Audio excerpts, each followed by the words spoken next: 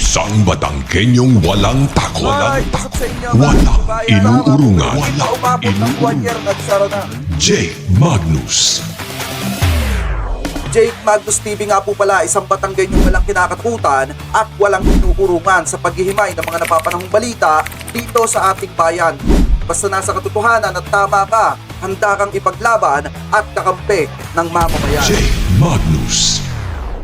Di umano ipinagtanggol daw po ni Senator Robin Padilla etong si Senator Bato de la Rosa patungkol po dun sa sinasabing pagtatraidor ni Bato dito kay Senate President or ex-Senate President Juan Miguel Zubiri. Mga kababayan, so ngayon ito panoorin po natin. Ano pong direktiba ng Pangulo sa inyo? Direktiba? Opo, meron po ba siyang binilin? Ba, hindi niya pwedeng utusan ng senador. Magkahiwalay kami ng ano lang yun. Una, bismillah. A'udhu billahi minasyaitanir rajim. Bismillahirrahmanirrahim. Alhamdulillah rabbil alamin. Bismillah wa salatu wa salamu ala rasulillahi. Assalamualaikum warahmatullahi wabarakatuh. Yung pong paanyaya ng ating mahal na Pangulo. Lagi naman po yan, magmula po nang ako ay naging senador, lagi pong may paanyaya ang Pangulo para makasama siya sa hapunan.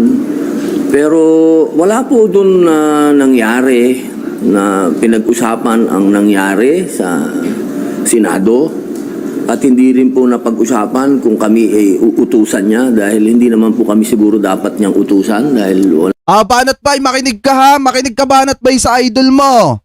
Yung iba mga DDS vlogger dyan na pinapalabas na Malacanang yung may kinalaman kung bakit napatalsik sa pwesto, etong si former Senate President, mga kababayan, Juan Miguel Zubiri, eto, pakinggan mo si Robin Padilla, Banat Bay. Yung mga ano dyan ha, yung mga DDS vlogger, pakinggan nyo yung sinasabi ni Robin Padilla. Nagpunta sila, umatin sila ng dinner sa Malacanang, hindi napag-usapan or walang utusan na nangyari. O mismo nga katiket, kapartido ni dating Pangulong Duterte na yung nagsasabi at nagbibigay ng kaliwanagan sa publiko. Kasi ang pinapalabas nung iba na may nangyaring puwersa galing sa Malacanang at saka sa Congress, mga kababayan, kaya napababa at napatalsik sa pwesto etong si ex-Senate President Juan Miguel Zubiri. So ngayon ipagpatuloy pa natin. Wala, hindi naman po kami sa ilalim niya. Yung pong dinner ay may kinalaman lang sa kwentuhan. Wala pong pinag-usapan na patungkol po sa Senado. Wala po. Not even charter change? Wala po.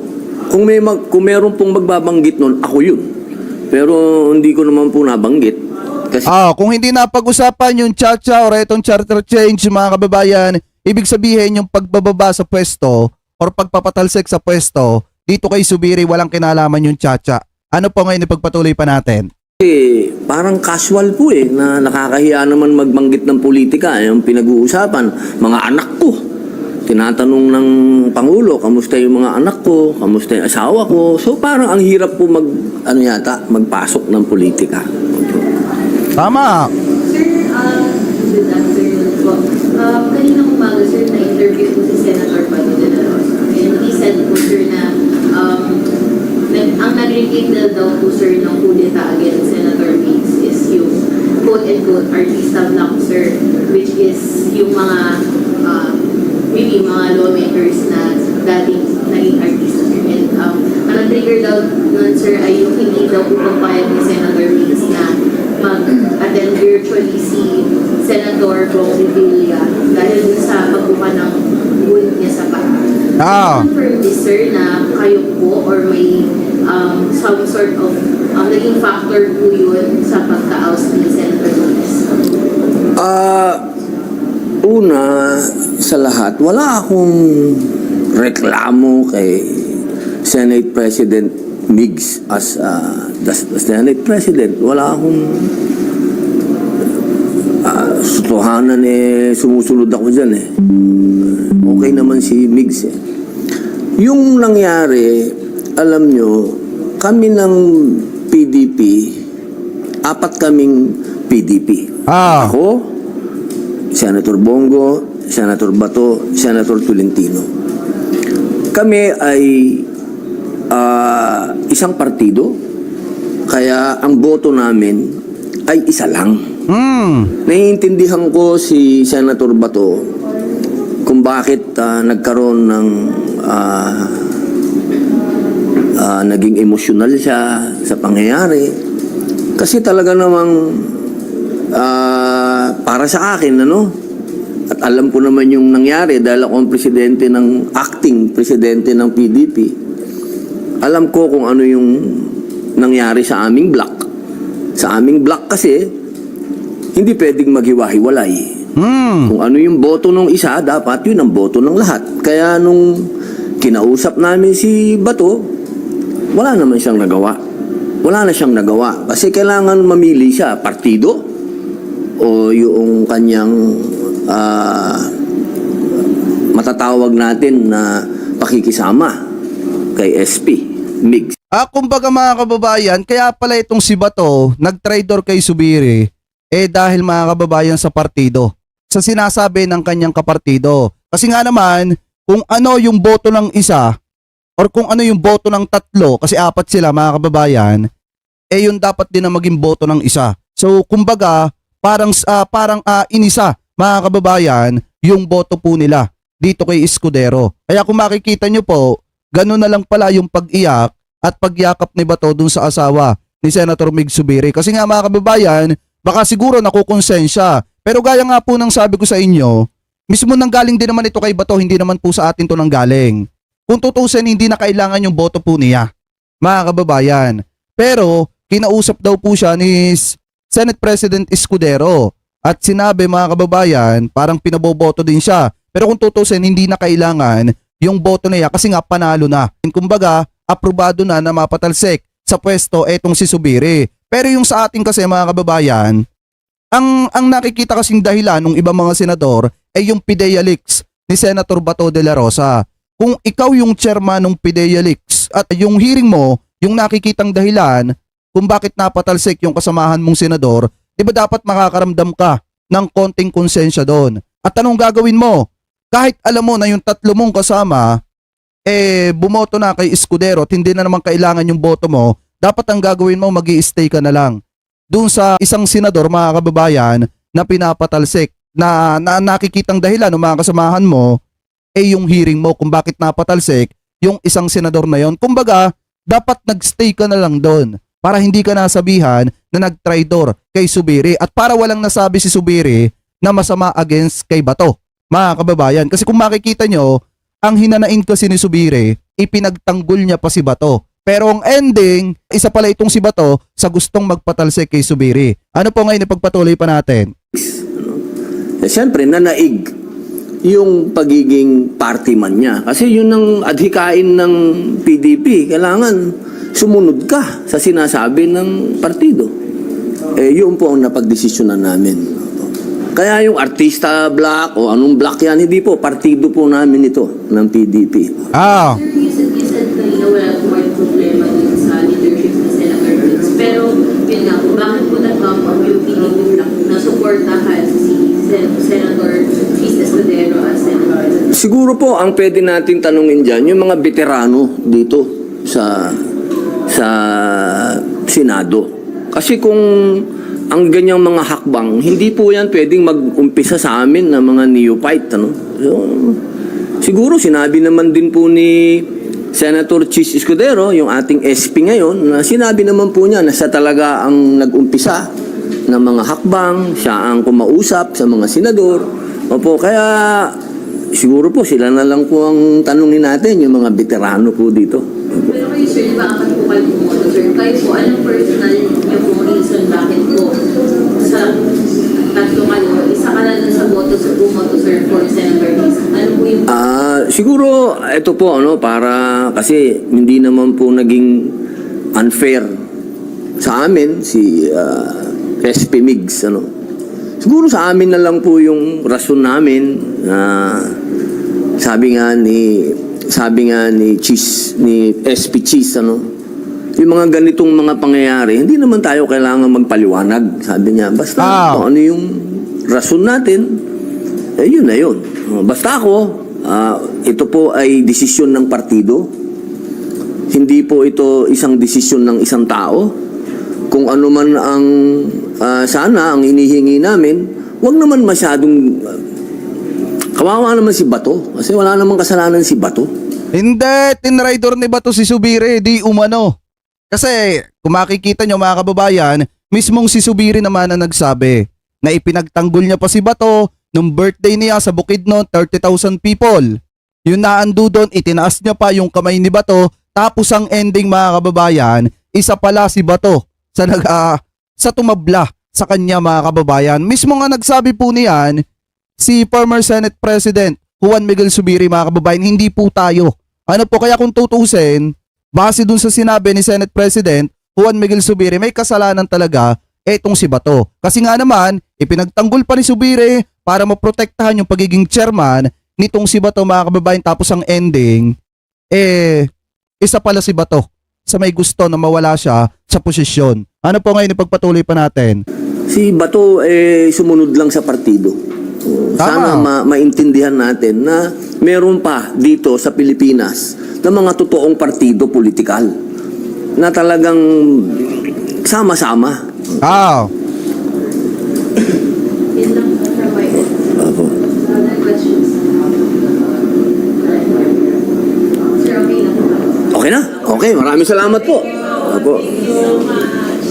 Ayan, maliwanag naman ha, ipinagtanggol ni Robin si Senator Bato de la Rosa, pero kung tatanungin nyo base sa sinabi ni former Senate President Juan Miguel Zubiri, talagang may nagawang mali si Bato sa kanya. Ano po, kasi nga naman, ipinagtanggol ni Zubiri, pinoprotektahan pa yung pagiging chairman ni Bato, ang ending, tinabla ni Bato. Ano po ngayon, ipagpatuloy pa natin, dito pa sa isang balita na nakita po natin na kung saan, eto po yung nangyaring dinner. Mga kababayan, dito po sa Malacanang, na kung saan ipinatawag po siguro ng ating presidente yung mga senador. At ang nakakapagtaka dito, wala si Bato.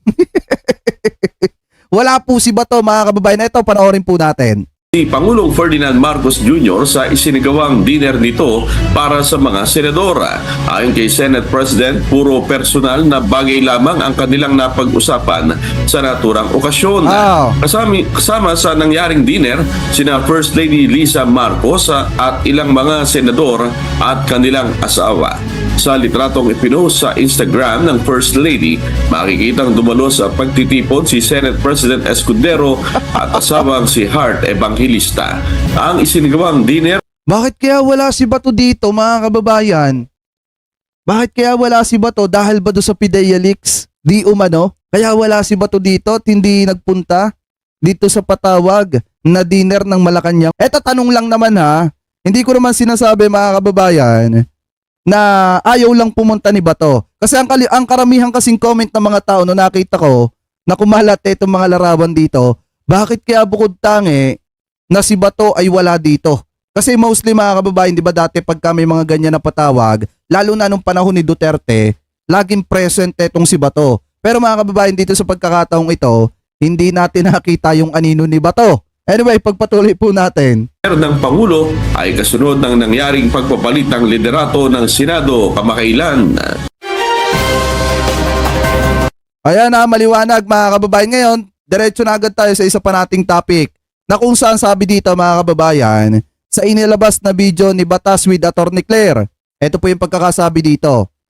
Robin Padilla partido bago prinsipyo. So kumbaga, nauna yung partido mga kababayan doon sa naging desisyon ni Bato, ni Bongo, ni Robin Padilla at saka po ni Tolentino mga kababayan bago po yung kanilang prinsipyo. Dahil kung titingnan natin mga kababayan, ang sabi kasi dito, partido bago prinsipyo. Eto, panoorin po natin. Maganda to mga kababayan, i-play na po natin. I-credit natin to kay Batas with Attorney Claire. Sa mga hindi pa nakakapag-subscribe, subscribe nyo po etong YouTube channel ni Batas with Attorney Claire. Ano po, i-play na po natin. Ano nga ba talaga ang dahilan ng pagtanggal kay Senator Zubiri? Yan. Kasi ang daming mga lumalabas partner. Haka-haka. Alam mo na, sabi nga na, haka-haka ang kahirapan. Oo, kasi yung sinasabi dahil daw sa PIDEA leak. Kaya tinanggal na siya ring sinabi kahapon sa press conference ni Senator, sinakripisyo ko Oo nga. doon sa investigasyon Ayan. Di ba? Dahil nalaman niya na, nako, yung pang 15 pala na pumirma ay yung umiyak nung Oo, nung privilege speech siya na siya po ay bababa na bilang Senate President. Ah, Di ba? yes. Oo. Umiyak. partida yun na umiyak pa. Tapos habang naiyak may pagyaka pa sa asawa ni Senator Migs, mga kababayan. Tapos ang ending, isa pala siya sa nagtaksil kay Zubiri. Anyway, pagpatuloy pa natin. Sa kanyang likod at pinuri pa niya, partner.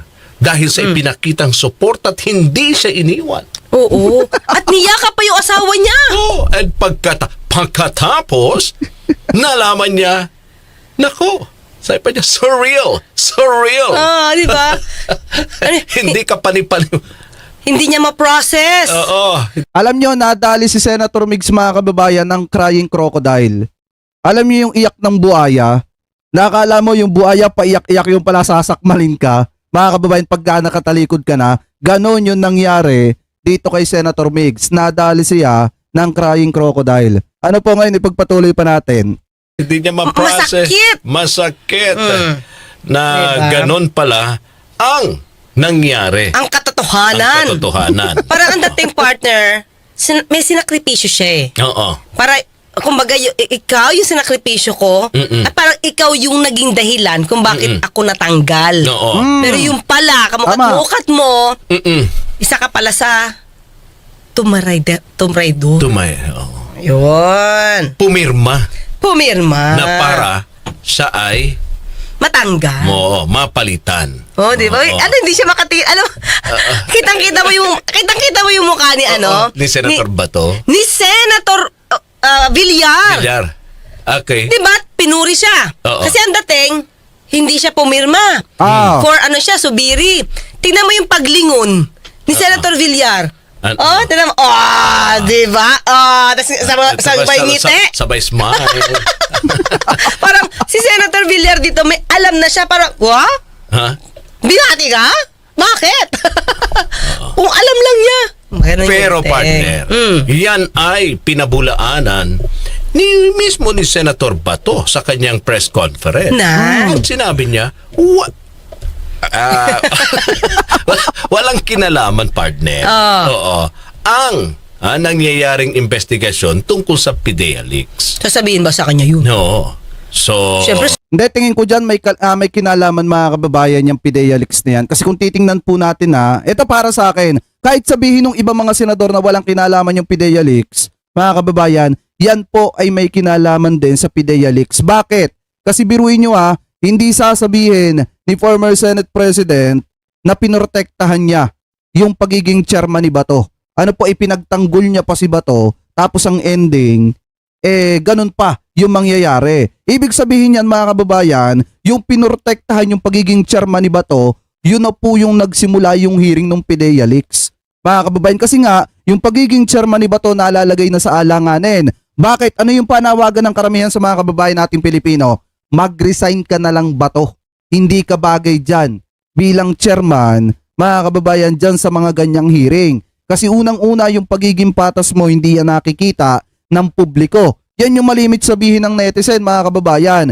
Ngayon, kung makikita ninyo, di ba nung isinasagawa yung hearing ng PIDEA leaks, nagkomento doon si Zubiri. Pero mga kababayan, hindi nakinig itong si Bato doon sa sinasabi ni Zubiri at ng mga kasamahan niyang senador. Ipinagpatuloy niya pa rin yung hearing hanggang sa umabot ng 4th hearing at balak pang paabutin ng 5th hearing, mga kababayan. Ngayon kung makikita nyo, doon sa pagkakataong yon, si Bato nalalagay sa alanganin. Yung pagiging chairman niya, nalalagay na sa alanganin. Pero ipinagtanggol siya ni Zubiri, mga kababayan, tapos ang ending, tinuklaw ni Bato sa likod, etong si Zubiri. Ano po ngayon ipagpatuloy pa natin?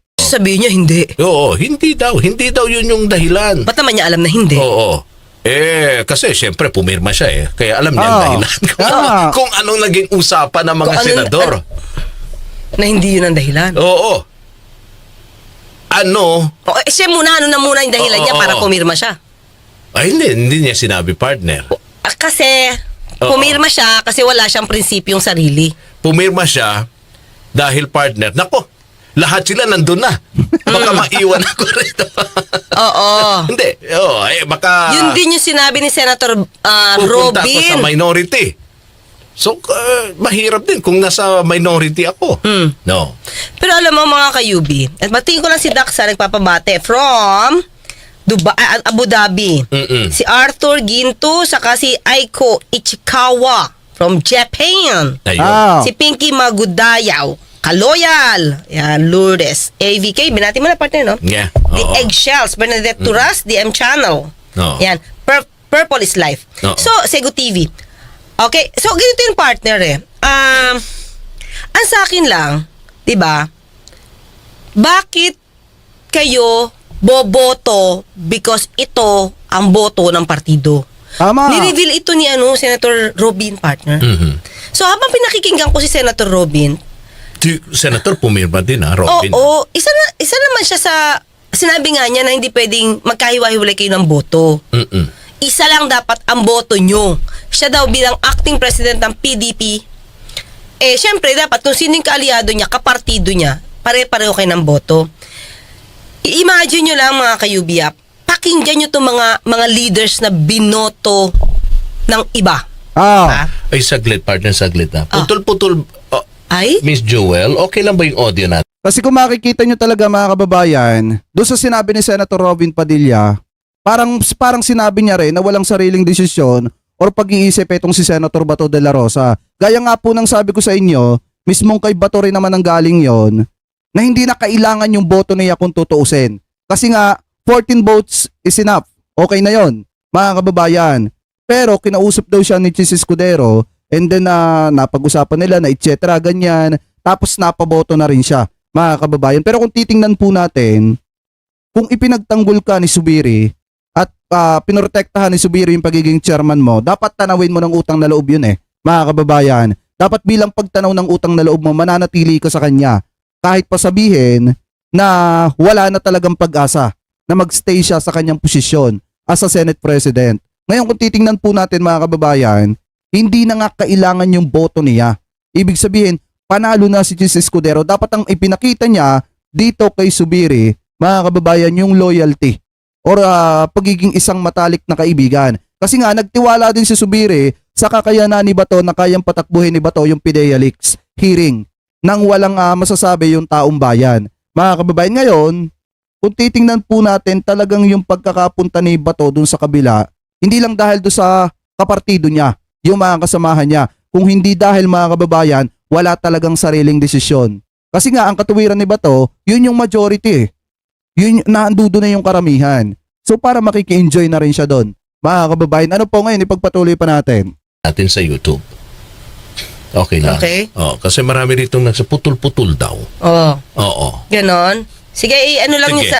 Dapat nag-abstain na lang siya or di kaya naman nag-inhibit na lang doon sa butuhan para walang masabi both side, mga kababayan. Di ba napakasimple? Para walang masabing masama yung kabila, walang masabing masama din yung kabila, dapat nag-inhibit ka na lang, hindi ka na lang bumoto. Parang ganon, mga kababayan. E di sana, ligtas pa siya. Walang nagalit sa kabila, walang nagalit sa kabila sa kanya. Di ba mga kababayan, ganon lang kasimple. Nala sa atin para maayos. Baka yung signal nyo po, dyan sa area ninyo. So, imagine mo partner, boboto ka dahil yun ang sinasabi ng partido. Imagine ninyo yung mga leaders natin na ganyan ang utak. Partner, paano ngayon ka mangangampanya? Diba? Ito, si Senator Bato, mangangampanya yan.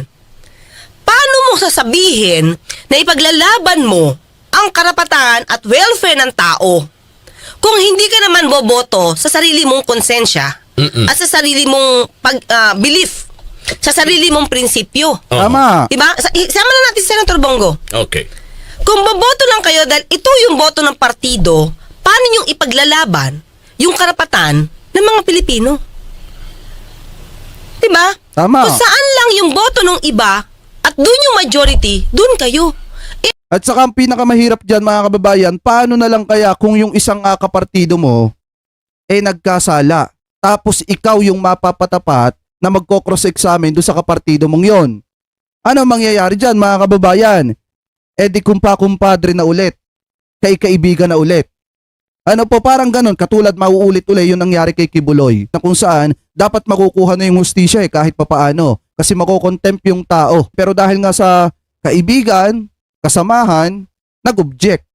Ngayon kung titingnan po natin, parang ganito din yung mangyayari. Paano kung sakali na itong si Robin Padilla magkaroon ng isang kasalanan or matinding kasalanan at mapapatapat na si Bato yung maghihiring mga kababayan dito kay Padilla? Ano mangyayari? Eh di wala na namang silbi yung hearing. Ano po, parang ganon yung nangyayari dyan. Hindi na interes ng sambayan ng Pilipino yung pinag-uusapan dito. Kung hindi, yung interes ng partido na kapag kung ano yung iboboto ng kapartido mo, dapat yun ka din. Ano po, hindi ka magbe-base sa sarili mong konsensya. Kung hindi, dun sa sinasabi ng mga kasamahan mo sa partido. Ano po ngayon, ipagpatuloy pa natin. Eh anong klaseng tao kayo? Anong klase kayong leader? Diba? Minsan, pag nadidinig ko to, especially inamin pa ni Senator Robin, may inis ako nararamdaman sa ganitong klase ng mga leader, na ganitong mga tuwiran. Sir, good afternoon po. Kaninang umaga, sir, na-interview po si Senator Padilla. And he said po, sir, na ang nag-reveal daw po, sir, ng kudeta against Senator Mix is yung quote-and-quote artista block, sir, which is yung mga really mga lawmakers na dating naging artista. And ang nag-trigger daw nun, sir, ay yung hindi daw po pagpayag ni Senator Mix na mag-attend virtually si Senator Bong Revilla dahil sa pagbuka ng group niya sa pag.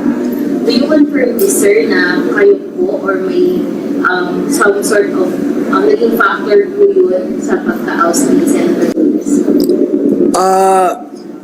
Una sa lahat, wala akong reklamo kay Senate President Migs as the Senate President. Wala akong- Yung nangyari, alam nyo, kami ng PDP, 4 kaming PDP. Ay ako, Senator Bongo, Senator Bato, Senator Tolentino.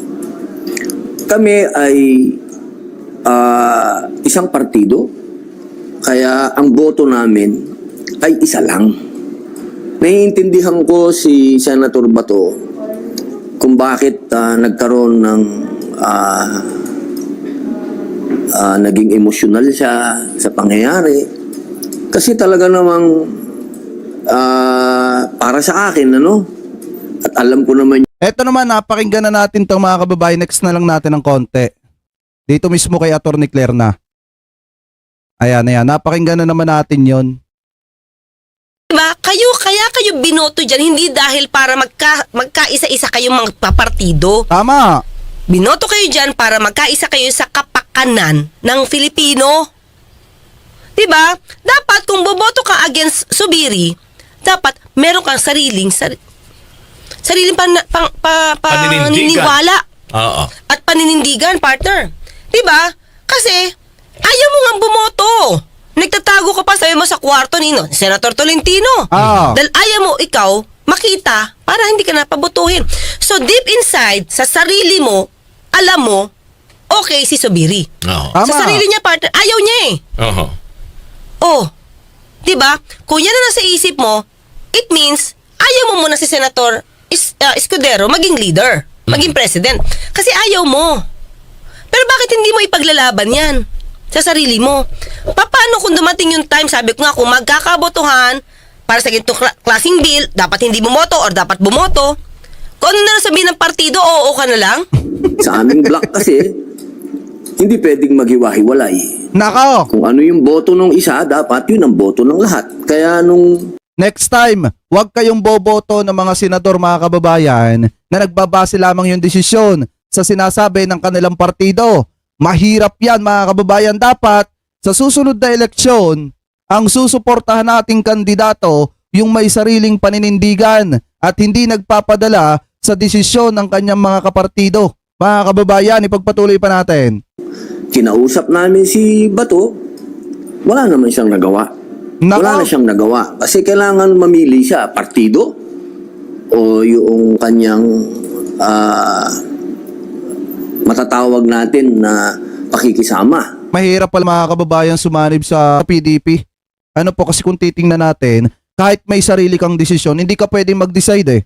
Ano po, dahil lang base sa pinagsasasabi ni Senator Robin Padilla na pinapili niya si Bato kung partido or yung kanyang pakikisama. Kasi mga kababayan, kung tutusin, pag ikaw pala sumanib, let's say sa kanilang partido, kung ano yung desisyon ng isa, dapat yun na po yung desisyon ng lahat. Lalo na pagdating sa ganitong klase ng pagkakataon na kahit may gusto kang iboto, hindi pwede kasi kailangan mong iboto yung sinasabi ng kasamahan mo. Ano pa parang ganon? Paano kung sakali nga na isang member ng PDP yung iniimbestigahan? Tapos mga kababayan, yung mga nag-iimbestigang senador ay kapartido yon. So kung ano pala yung sasabihin nung kasamahan niya, pag sinabi nung kasamahan niya na wag nang imbestigahan yan at palulusutin na lang kasi nga kapartido, mga kababayan. At kailangan mong mamili sa mga desisyon na gagawin mo kung partido or yung pakikisama mo or yung sarili mong desisyon. So parang ganon yung sinasabi dito. Anyway, ipagpatuloy pa natin. Baka dapat ganito, Senator Robin. Partido o prinsipyo? Mas lumalamang kung ano ang idinidikta ng partido Tama. kaysa idinidikta ng prinsipyo. Kay SP, mix. Siyempre, nanaig yung pagiging party man niya. Kasi yun ang adhikain ng PDP. Kailangan sumunod ka sa sinasabi ng partido. Nako. Ano kayo? Robot? Kung paano kayo idisenyo at kung paano kayo dapat kikilos, yun ang gagawin ninyo? Wala kayong sariling pag-iisip? Kaya nga, Dahil kung ano lang ang sabihin ng partido, dapat yun ang sundin? Kahit sa puso nyo at isip nyo, alam nyo hindi yun ang gusto nyong gawin? Yun po ang napag-discuss. ngayon pa lang alam nyo na kung sino yung mga sunod-sunuran na mga napaluklok at napalagay sa pwesto. Kasi mga kababayan, ngayon naiintindihan ko na kung bakit siya nag-object kay Kibuloy. Ngayon alam na natin kung bakit yung kasamahan niya sa partido katulad nitong si Senator Bato de la Rosa, gano'n na lamang po yung komento nila dito kay Kibuloy. Nung panahon na issue ni Kibuloy, yung pinag-uusapan, mga kababayan, dahil siguro baka yun yung sinasabi ng kanilang partido na kailangan ipagtanggol di umano etong si Pastor Apollo C. Kibuloy. Kaya nga po kung makikita natin kung ano yung sinabi ng partido nila, kailangan yun yung sundin mo. Kung hindi, mamimili ka sa dalawa, partido o pakisama or sarili mong desisyon. Mga kababayan, ano po ngayon ipagpatuloy pa natin? Desisyonan namin. Kaya yung Mahirap artista na to. black o anong black yan, hindi po, partido po namin ito ng PDP. Sir, you said kanina wala po kayong problema dun sa leadership ni Senator Vince. Pero, yun nga po, bakit po nag-bump yung PDP na supportahan si Senator Chis Escudero as Senator? Siguro po, ang pwede natin tanungin dyan, yung mga veterano dito sa Senado. Kasi kung ang Eto na naman pakinggan na natin to mga kababayan. Anyway, i-ano na natin. sinabi naman po niya na siya talaga ang nag-umpisa ng mga hakbang, siya ang kumausap sa mga senador. Opo, kaya siguro po sila na lang po ang tanungin natin, yung mga veterano po dito. Pero kayo, sir, di ba akan po kayo pumoto, sir? Kayo po, anong personal niyo po reason bakit po sa tatlo kayo, isa ka na sa boto sa pumoto, sir, for Senator Chis? Ano po yung Siguro ito po para kasi hindi naman po naging unfair sa amin si SP Migs Siguro sa amin na lang po yung rason namin na Sabi dito ni Karina Mochikozoki Vlogs, sarap yung sarili mo lang na desisyon yung susundin mo. Walang partido, walang kinikilingan, may sariling dignidad. Yun nga po yung pinakamasarap. Kaya nga po, next time kung buboto tayo ng isang senador or kahit anong pamampong lingkod gobyerno, mga kababayan, ang piliin nyo po yung may sariling paninindigan at hindi sunod-sunuran. Kasi mahirap pag sunod-sunuran yan, mga kababayan, lalo na pagdating ng mga cross-examine na ganyan at kasamahan nila ay nalalagay sa alanganin at iniimbestigahan, wala kayong makukuhang justice dyan. Ano po ngayon ipagpatuloy pa natin? sabi nga ni SP Cheese yung mga ganitong mga pangyayari, hindi naman tayo kailangan magpaliwanag. Sabi niya, basta kung ano yung rason natin, yun na yun. Meron ba kayong valid na reason kung bakit kailangan tanggalin si Senator Zubiri? Lumalabas kasi dyan sa pagkukwento mo, kung saan papunta ang majority, dun kayo pupunta. At kung anong sabihin ng partido, yun ang susundin. Kaya sinasabi mo ngayon, hindi naman kailangan magpaliwanag kung bakit tinanggal si Zubiri. Yun kasi ang ginawa ninyo. Kung ano ang idikta sa inyo, yun ang gagawin ninyo. Basta ako, ito po ay desisyon ng partido. Hindi po ito isang desisyon ng isang tao. Kung ano man ang sana ang inihingi namin, wag naman masyadong kawawa naman si Bato. Kasi wala namang kasalanan si Bato. Si Bato sumunod lang sa partido. So, sana maintindihan natin na meron pa dito sa Pilipinas na mga totoong partido politikal. Tandaan nyo mga kababayan ha, sa darating na midterm election, yung mga sunod-sunuran sa partido, wag nyo nang iboboto. Iboto ninyo yung mga politiko na may sariling paninindigan at hindi po sunod-sunuran sa mga partido at hindi malambot sa investigasyon at hindi ipinapakita yung kahinaan sa mga hearing. Mga kababayan, ano pong iboto ninyong senador yung may boses kaysa dun sa iniimbestigahan nila? Ano po ngayon ipagpatuloy pa natin? Na talagang sama-sama. Dapat ito, alam mo mga kayubi, tingnan nyo lang ha. Kung ganito dapat ang mga leader, pakinggan nyo muna kung paano sila magsalita at kung paano sila mangako pag nangangampanya. Kasi di nila ginagawa. Lahat ng pinapangako nila, halos hindi nila ginagawa. Tama. Ako partner, ang tanong ko ngayon sa kanila, ano na ang kulay nila ngayon? Makintab. Shiny. Diba? Bakit? May kulay bang siya? Para siyang gold. Hindi, kasi siyempre, ang tao malilito ngayon. Diba? Kasi, well, hindi naman natin, pwedeng maitanggi. Sila ay talagang, partner mga,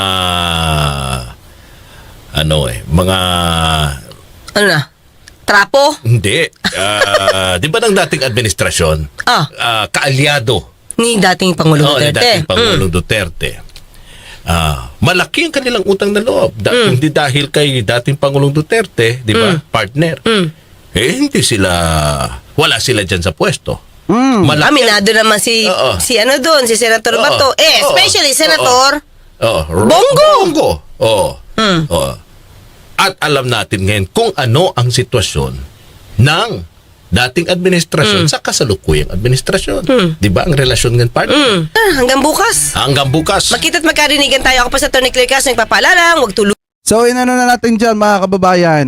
Ano po, putulin na natin dyan. Ayan, maliwanag naman na ang nangibabaw dito sa mga desisyon ni na Senator Robin Padilla, Bato, mga kababayan, ni na Bongo, yung desisyon ng partido. Hindi po yung prinsipyo po nila na makapagdesisyon ng sarili lamang po nila. Ngayon mga kababayan, kung titingnan po natin kung pagbabasihan po natin, yung naging desisyon nitong si Bato, talagang nagpadala lamang po siya doon sa desisyon ng kanilang partido. Kasi nga naman mga kababayan, kung ikaw, gaya ng sabi ni Robin Padilla, pinapili ka, partido o yung pakisama mo o yung sarili mong desisyon mga kababayan, kung sa ibang mga senador yun na talaga may paninindigan, abay bahala kayo dyan, kahit kapartido ko kayo, mas pipiliin ko pa rin yung sarili kong desisyon. Kaya lang naman kayo naging kapartido ko, dahil kailangan nyo ko at kailangan ko kayo. Ganun lang kasimple. Pero pagdating sa mga pagde-decide ng personal, dapat wag tayong diktahan ng ating partido. Ganun dapat mga kababayan. Kung hindi naman niya kaya,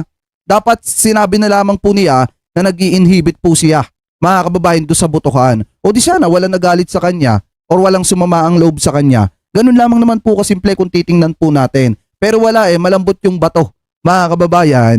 Kaya ang ending, naging sunod-sunuran ng PDP. Ano po ngayon? Kayo po, ano po ang komento ninyo? Hingil po dito sa topic na ito na tinalakay po natin mga kababayan. Comment below na lamang po kung ano po ang masasabi nyo. Hingil po sa topic na yan na hinimay po natin mga kababayan.